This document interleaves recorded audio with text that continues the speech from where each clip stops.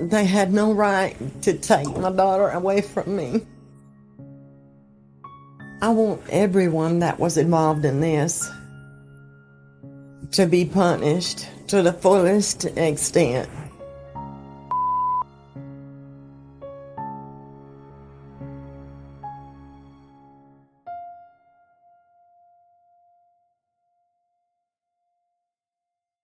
Era 9 de novembro de 2015, por volta das 9 horas da manhã, quando um caçador andava tranquilamente pela Floresta Nacional de Talladega, localizada no Alabama. De repente, o caçador encontrou algo que, com certeza, se tornou a visão mais chocante da sua vida. O corpo de uma mulher, extremamente ferido, estava amarrado a uma árvore, mostrando sinais de uma violência brutal. Chocado com o que viu, o caçador chamou imediatamente a polícia, que começou a investigar o caso. Enquanto tentavam descobrir quem era a vítima, os policiais receberam um relatório de desaparecimento vindo do condado de Tuscaloosa, citando uma mulher de 29 anos chamada Samantha Payne, que havia desaparecido alguns dias antes. Pouco tempo depois, eles confirmaram que, realmente, a mulher encontrada na floresta era ela. No início, a cena parecia apontar para um ritual macabro, mas novas evidências logo indicaram que algo ainda mais assustador estava por trás dessa história. Portanto, uma grande questão surgiu.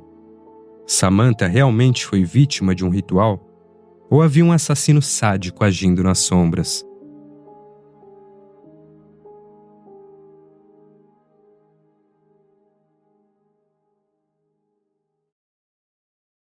Tudo aconteceu no condado de Tuscaloosa, localizada no lado oeste do Alabama. Tuscaloosa é um centro importante de comércio, educação e indústria no estado. Com uma população de aproximadamente 227 mil pessoas, Tuscaloosa é o quinto condado mais populoso do Alabama. Sua paisagem natural, cercado pelas montanhas Apalaches e pela planície costeira do Golfo, torna a região reconhecida pela geografia diversificada e pelas áreas naturais protegidas, trazendo uma sensação de paz e tranquilidade para seus moradores. Além disso, Tuscaloosa abriga a prestigiada Universidade do Alabama, uma instituição renomada e uma grande fonte de empregos na região. Em 2023, os esforços das autoridades conseguiram reduzir significativamente a taxa de crimes no condado. No entanto, no outono de 2015, esse sentimento de segurança foi abalado, quando Tuscaloosa ganhou notoriedade por um assassinato chocante que deixou a comunidade perplexa. Era uma segunda-feira, 9 de novembro de 2015, quando Jeffrey Allen, um caçador de esquilos, se aventurava pela densa vegetação da Floresta Nacional de Talladega, ao sul do condado de Tuscaloosa. Explorando uma área próxima a South Sandy Road, Jeffrey se deparou com uma visão que jamais se esqueceria. O corpo de uma mulher, gravemente ferido, estava amarrado a uma árvore com arame farpado. Para piorar, a cabeça da vítima, separada do corpo, estava a 4 metros de distância. Em choque, Jeffrey imediatamente ligou para o escritório do xerife de Tuscaloosa e os delegados não demoraram a chegar. A brutalidade do crime chocou até os investigadores mais experientes. O corpo mostrava sinais claros de espancamento, ferimentos graves e já estava em um estado avançado de decomposição, tornando a identificação da vítima extremamente difícil. Mais tarde, os restos mortais da vítima foram encaminhados ao legista do condado de Tuscaloosa, na esperança de que ele pudesse fornecer respostas sobre quem era aquela mulher e o que havia acontecido com ela. Na cena do crime, os investigadores examinaram minuciosamente a área, tentando juntar as peças do que havia acontecido. À primeira vista, tudo parecia apontar para um ritual macabro, possivelmente conduzido por algum tipo de culto. No entanto, a ausência de altares, símbolos ou qualquer marca que indicasse tal prática, fez com que essa teoria fosse descartada rapidamente. As pistas eram quase inexistentes, e uma busca detalhada não revelou nada de significativo. Não havia marcas de pneus próximas ao corpo, nem qualquer outra evidência valiosa. Além disso, nenhum pertence pessoal ou documento de identificação foi encontrado perto da vítima, o que tornava tudo ainda mais confuso. Com tão poucas informações, os investigadores começaram a trabalhar em uma nova hipótese, a de que a vítima poderia ter sido atacada em outro lugar e levada até a floresta, onde encontrou o seu fim trágico. Entretanto, enquanto a cena do crime revelava poucas pistas, duas informações inesperadas surgiram no escritório do xerife naquele mesmo dia. Os investigadores tomaram conhecimento de um relatório de desaparecimento envolvendo uma mulher local de 29 anos chamada Samantha Payne. Sua mãe, Susan Payne, relatou tê-la visto pela última vez na sexta-feira, 30 de outubro de 2015. Com isso, a suspeita de que a vítima pudesse ser Samantha ficou ainda mais forte. No entanto, os restos mortais encontrados na cena do crime estavam tão deteriorados que não foi possível comparar o rosto da vítima com uma foto de Samantha. A identificação dependia totalmente do relatório do legista. Sendo assim, o Dr. Steven Danton foi encarregado de realizar uma autópsia. No entanto, ele enfrentou dificuldades enormes para identificar a vítima e determinar a causa exata de sua morte. A decomposição avançada e os graves ferimentos tornavam a tarefa ainda mais desafiadora. Entre as lesões encontradas estavam 4 costelas quebradas e várias lacerações profundas na pele, causadas por um objeto afiado. Além disso, as unhas das mãos e dos pés, assim como vários dentes, haviam sido cruelmente retirados. Porém, algo mais intrigante ainda estava por vir: a ausência dos órgãos internos da vítima. O Dr. Danton não pôde determinar com certeza se os órgãos foram retirados pelo assassino ou se foram devorados por animais selvagens. Mesmo assim, o cenário era claro. O corpo amarrado a uma árvore e decapitado apontava indiscutivelmente para um homicídio brutal. O legista então extraiu amostras de DNA do corpo e as enviou para comparação com os familiares de Samantha, na esperança de confirmar a sua identidade. Enquanto os investigadores de Tuscaloosa aguardavam ansiosamente o resultado, uma nova informação chegou, desta vez de um delegado do condado vizinho de Haywood. Ele relatou um detalhe interessante sobre algo que havia ocorrido cerca de 10 dias antes, que poderia ser a peça que faltava nesse quebra-cabeça sombrio. A informação dizia que alguns residentes próximo à Floresta Nacional de Talladega haviam relatado um veículo suspeito abandonado ao longo da South Sandy Road. Quando o delegado foi verificar a situação, encontrou um casal caminhando pela estrada e decidiu abordá-los para entender o que estava acontecendo. O casal se identificaram como Stephen George, de 27 anos, e Tilly Bruce, de 18 anos. Eles alegaram que haviam ficado sem gasolina, sendo forçados a abandonar o carro e seguir a pé para casa. No entanto, o delegado notou um detalhe perturbador. As roupas deles estavam manchadas de sangue e, após revistá-los, encontrou cristais com eles, um tipo de entorpecente altamente viciante. Steven e Tilly foram presos por posse de drogas e encaminhados para a cadeia do condado de Haywood. Com essa nova pista, os investigadores do escritório do xerife de Tuscaloosa foram até a prisão de Haywood para interrogá-los, principalmente para perguntar sobre uma mulher chamada Samantha Payne. Para surpresa dos investigadores, tanto Steven quanto Tilly confirmaram que eram amigos de Samantha. O que aconteceu a seguir foi ainda mais chocante. Ambos admitiram que o corpo encontrado na floresta era o de Samantha. Eles também confessaram que estiveram envolvidos nos acontecimentos que levaram à sua morte, mas negaram qualquer responsabilidade direta pelo assassinato, apontando o dedo para outro amigo, Michael David Belcher, de 31 anos. Tilly contou aos investigadores que Michael e Samantha já haviam se relacionado, mas embora tivessem terminado, permaneciam amigos. Porém, no dia 1 de novembro de 2015, Michael decidiu matar Samantha após ela ameaçá-lo de denunciá-lo à polícia por roubar o seu carro. Como prova, Tilly revelou que o veículo abandonado perto da Floresta Nacional de Talladega pertencia a Michael, fornecendo aos investigadores uma evidência crucial para conectar os fatos.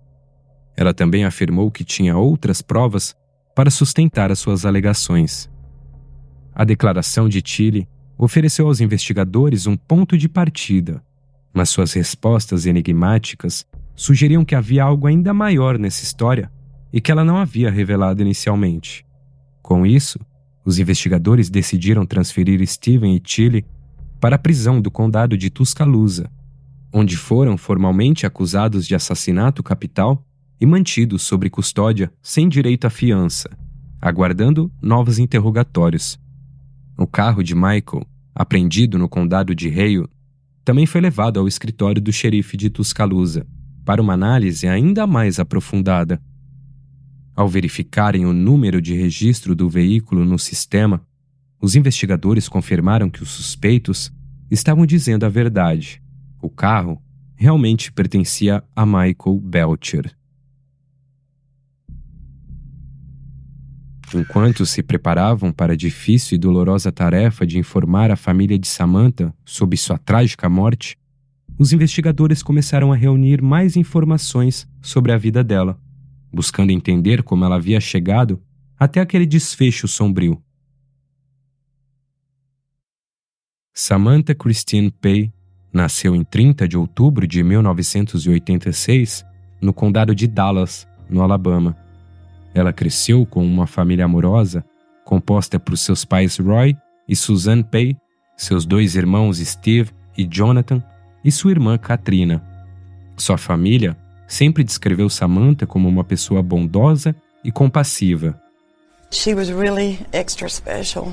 She had the best personality. She was always smiling, telling jokes. You know, she was always seeing the brighter side of things.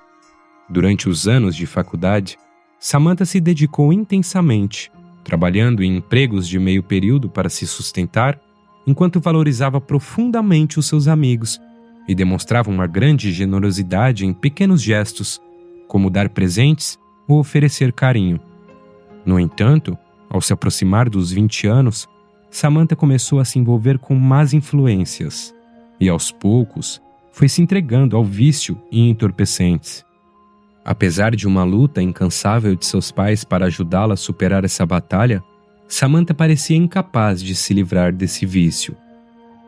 Enquanto os investigadores entrevistavam os pais de Samantha, em busca de informações sobre seus últimos momentos, sua mãe, Susan, contou que a última vez que viu sua filha foi na noite de 30 de outubro de 2015, o dia em que Samantha completou 29 anos. Ansiosa para comemorar, Samantha havia decidido se vestir como Dorothy, de O Mágico de Oz, para uma festa de Halloween. No entanto, ela estava preocupada com o julgamento de seus amigos. Susan, tentando tranquilizá-la, disse para ela aproveitar a noite, lembrando-a de que era o seu dia de aniversário. Com um sorriso no rosto, Samantha saiu de casa naquela noite, sem que seus pais soubessem que seria a última vez que a veriam. Enquanto isso, as investigações avançavam e, com base nas informações fornecidas por Tilly e Steven, um mandato de prisão foi emitido para Michael em 11 de novembro de 2015. Ele foi levado para interrogatório no escritório do xerife, mas Michael não quis cooperar desde o início, negando qualquer conhecimento sobre o paradeiro de Samantha e recusando-se a responder perguntas sobre o seu envolvimento no assassinato. No entanto, os investigadores tinham uma estratégia. Steven e Tilly já haviam confessado ter testemunhado Michael matar Samantha. Assim, a polícia ofereceu a ambos um acordo de redução de pena se testemunhasse contra Michael. Eles aceitaram rapidamente e assim começou a perturbadora narração dos eventos que culminaram na morte de Samantha. Segundo os relatos de Shirley e Steven, na noite de Halloween, os 4 festejaram sob efeitos de entorpecente até altas horas da madrugada, e no dia seguinte foram acompanhados por mais 2 amigos, Alisa Watson, de 22 anos, e Marcus George, de 34 anos. Na noite de 1 de novembro de 2015, os 6 estavam reunidos na oficina de motocicletas pertencente ao pai de Michael, um local onde eles se encontravam frequentemente para consumir metanfetamina. Michael era visto como o líder do grupo. Portanto, enquanto Samantha foi ao banheiro, Steven propôs aos homens que roubassem o carro dela. Ele pegou as chaves da bolsa de Samantha e os 3 homens saíram com o veículo, sem direção. Quando Samantha voltou, ela não notou a ausência dos homens e não percebeu que seu carro havia sido levado. Mais tarde, os homens retornaram e retomaram a atividade de fumar entorpecentes. Steven, em um determinado momento, admitiu para Shirley e Alyssa que havia roubado o conversor do carro de Samantha e também a bateria, antes de incendiá-lo. Somente muito mais tarde, quando estavam prestes a sair, Samantha percebeu que seu carro havia desaparecido e começou a questionar os seus amigos. Eles fizeram piada da situação, aumentando ainda mais a frustração de Samantha. O relato angustiante continua com Samantha ficando cada vez mais irritada e impaciente, ameaçando de chamar a polícia. De acordo com o testemunho de Shirley, foi nesse momento que a situação tomou um rumo sombrio. Michael, ciente de que não havia como reverter o dano causado ao carro de Samantha e temendo as consequências legais, perdeu o controle. Ele agarrou Samantha violentamente, jogou-a no chão e a espancou até que seu rosto ficasse ensanguentado. O grupo então a jogou no porta-malas do carro de Michael e saíram sem direção. Eles vagaram sem rumo por horas, enquanto Samantha chorava de dor. Mas a noite de terror estava longe de terminar. O grupo decidiu ir até a casa de Michael. Chegando lá, Michael ordenou que Samantha ficasse nua e a fez andar pela casa dessa forma, diante das pessoas que ela considerava amigas, submetendo-a a uma humilhação insuportável. Dentro da casa, seus pulsos e pés foram amarrados com cabos, cardaços e cinto. E logo depois, ela suportou outra rodada de espancamentos, dessa vez prolongada por horas e horas. Segundo Shirley, deixar Samantha viva não era uma opção. Após a segunda rodada de espancamento, eles colocaram Samantha novamente no porta-malas do carro de Michael. Dessa vez, dirigiram em direção à Floresta Nacional de Talladega, onde o desfecho final dessa violência inimaginável ocorreria. Durante o trajeto, Samantha tentou escapar do porta-malas, mas acabou se ferindo ainda mais. Eles a forçaram de volta para dentro do carro, silenciando-a com galhos e plantas. Ao chegarem à floresta, arrastaram-na até uma árvore. Mesmo assim, Samantha usou suas últimas forças para arranhar o rosto de Michael e tentar fugir, mas rapidamente ela foi capturada e derrubada. Eles então amarraram-na à árvore com arame farpado. Durante esse horrendo tormento, Samantha implorou para que parassem, prometendo perdoá-los e jurando que nunca contaria a ninguém. Suas súplicas, portanto, foram ignoradas. Alyssa e Shirley decidiram arrancar as unhas de Samantha com uma faca para destruir qualquer evidência de DNA que pudesse ter ficado sobre suas unhas quando ela arranhou o Michael. As duas foram além, arrancando alguns dos dentes de Samantha com um alicate. Mesmo assim, Samantha continuava dizendo que os amava e os perdoava. Mas o sádico grupo não demonstrou a mínima empatia. Eles continuaram assistindo enquanto Michael começava a cortar Samantha em várias partes do corpo. Após horas de tortura, Samantha finalmente perdeu todas as suas forças. Foi então que Michael mergulhou a faca em seu pescoço e cortou sua garganta, pondo fim ao sofrimento de Samantha. Eu sei, isso é perturbador, e até mesmo os investigadores ficaram profundamente impactados com os detalhes gráficos fornecidos por Shirley e Steven, além das horas de agonia que Samantha suportou. Determinados a fazer justiça por Samantha, os investigadores executaram mandados de busca na casa e no carro de Michael. Na casa, encontraram uma bateria de carro exatamente como descrito por Shirley e Steven. Já no carro de Michael, descobriram roupas femininas manchadas de sangue. Amostras de DNA foram coletadas dos pais de Samantha, e os testes confirmaram que o corpo encontrado na floresta era de fato o dela. O sangue encontrado nas roupas de Shirley e Steven, assim como nas roupas femininas que estavam no carro de Michael, também correspondiam ao DNA de Samantha. A polícia continuou sua busca por mais evidências. Em 13 de novembro de 2015, Alyssa e Marcus também foram presos.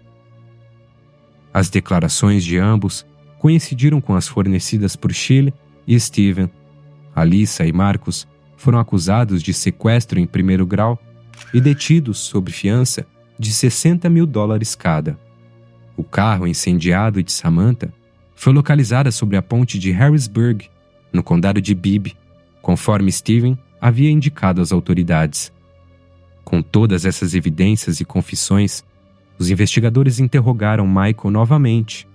Embora ele continuasse negando qualquer envolvimento, estava claro que havia provas suficientes para incriminá-lo. Michael então ligou para sua mãe, buscando orientações sobre o que fazer. Ela aconselhou que ele fosse honesto e dissesse a verdade. Então, antes de ser preso, Michael pediu à sua mãe que cuidasse do seu gato enquanto ele estivesse na prisão. Logo depois, Michael foi preso e acusado de homicídio capital, sendo mantido sob custódia, sem direito à fiança, até o dia do julgamento. Os investigadores e promotores basearam-se nos depoimentos dos outros 4 suspeitos para construir o caso. Shirley e Steven concordaram em fazer um acordo de culpa para garantir uma sentença reduzida e testemunhar contra Michael. Michael tentou negociar um acordo semelhante ao de Steven, oferecendo-se para declarar-se culpado do assassinato. No entanto, os promotores rejeitaram sua solicitação, buscando impor a pena mais severa, conforme as leis do Alabama. Enquanto isso, Alyssa e Marcus mantiveram sua autoproclamação de inocência, recusando os acordos oferecidos pelos oficiais. Ambos foram libertados após pagar fiança em 22 de dezembro de 2015. Na mesma audiência, o juiz Jim Gwynn determinou que havia causa suficiente para manter Michael Belcher, Shirley Bruce e Steven George sob custódia, encaminhando seus casos para um grande júri. After hearing graphic details in court about the murder of Samantha Payne, a judge decided there's probable cause to keep the 3 suspects charged with capital murder in jail. Também foi anunciado que os casos de Alyssa Watson e Marcus George seriam apresentados ao grande júri. Investigators say Marcus George and Alyssa Watson were also involved. They were both charged with kidnapping for their roles in the murder. This case will now go to a grand jury. No date has been set. No dia 15 de janeiro de 2016, Shirley Bruce, então com 18 anos, admitiu sua culpa pelo assassinato. Ela foi condenada a 20 anos de prisão, com possibilidade de liberdade condicional após cumprir 5 anos, além de ser obrigada a participar de um programa de reabilitação de drogas. Os primeiros a serem julgados foram Alyssa Watson e Marcus George, em novembro de 2018. Eles rejeitaram os acordos de confissão de culpa e se declararam inocentes, afirmando terem deixado a floresta antes do assassinato de Samantha. No entanto, Shirley testemunhou que Alyssa e Marcus estiveram envolvidos durante todo o incidente. A acusação apresentou dados de localização de celular como prova de que ambos estavam na cena do crime no momento do assassinato. O júri considerou Alyssa e Marcos culpados de sequestro em primeiro grau e homicídio qualificado. Em 17 de dezembro de 2018, eles foram sentenciados a 30 anos de prisão por cada acusação. Posteriormente, o Tribunal de Apelações do Alabama anulou a condenação por sequestro em primeiro grau, mas manteve a sentença de 30 anos por homicídio. As famílias de Alyssa e Marcos imploraram por clemência, especialmente porque Alyssa estava grávida e Marcos era pai. Alyssa optou por não falar durante o julgamento, enquanto Marcos pediu desculpas à família de Samantha e expressou arrependimento por suas ações. No entanto, a mãe de Samantha, Susan Payne, descreveu Alyssa e Marcos como extremamente cruéis e malignos, desejando que fossem atormentados pela voz de Samantha, pedindo misericórdia. Alyssa e Marcos atualmente cumprem suas penas e deverão ser libertados em 2048. Em 2019, começou o aguardado julgamento de Shirley, Steven e Michael Belcher, todos acusados pelo assassinato de Samantha. Shirley já havia se declarado culpada logo após sua prisão e o júri manteve sua sentença de 20 anos, com possibilidade de liberdade condicional. Poucos dias depois, após o início do julgamento, Steven também admitiu sua culpa no assassinato de Samantha e aceitou um acordo semelhante ao de Shirley. Ele forneceu detalhes sobre como Michael havia matado Samantha e seu testemunho corroborou o de Shirley. No entanto, o júri considerou que Steven desempenhou um papel significativo na morte de Samantha, sendo ele o responsável pela ideia de roubar o carro dela, o que deu início a toda a sequência de eventos. Steven, então, foi condenado à prisão perpétua, escapando da morte graças ao acordo judicial. Em seguida, foi a vez de Michael Belcher. A acusação o retratou como líder do grupo, alegando que ele já planejava matar Samantha após o roubo de seu carro, e que ele foi motivado pelo medo de ser denunciado e pela raiva que o consumo de drogas havia intensificado. No dia 3 de abril de 2019, o juiz Brad Alond condenou Michael à morte por injeção letal, acatando a recomendação do júri. Durante a sentença, Michael expressou remorso, dizendo que as palavras não poderiam expressar sua tristeza e pesar pelo que aconteceu com Samantha. No entanto, Susan Payne, a mãe de Samantha, não acreditava no arrependimento de Michael, afirmando que suas palavras eram vazias. Tilly Bruce será libertada sob condicional no final de 2023, aos 26 anos. Steven George permanece encarcerado para o resto de sua vida. E Michael Belcher, agora, aguarda sua execução no corredor da morte, na prisão de Holman. Para a família de Samantha, a dor de sua perda é um fardo insuportável. Susan Payne falou à imprensa sobre como é viver sem a filha, lembrando-se dela como uma pessoa especial, sempre pronta para sorrir e ver o lado positivo das coisas. Tanto Susan quanto Roy Payne, os pais de Samantha, descreveram que a perda da filha é como um verão sem sol ou um inverno sem frio, sentindo sua falta cada Halloween, quando o aniversário dela se aproxima, lembrando que foi a última vez que a viram com vida. Desde então, Susan se dedicou a contar a história de Samantha, prometendo que enquanto ela viver, a memória da sua filha jamais será esquecida. As long as I live, I will never let her be forgotten. I will tell her story anywhere and everywhere I can.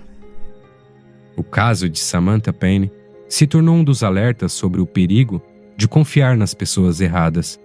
Segundo familiares e amigos, Samantha era alguém que via o bem em todos, o que acabou a tornando uma vítima fácil de pessoas com intenções cruéis. E agora, eu deixo a pergunta a você.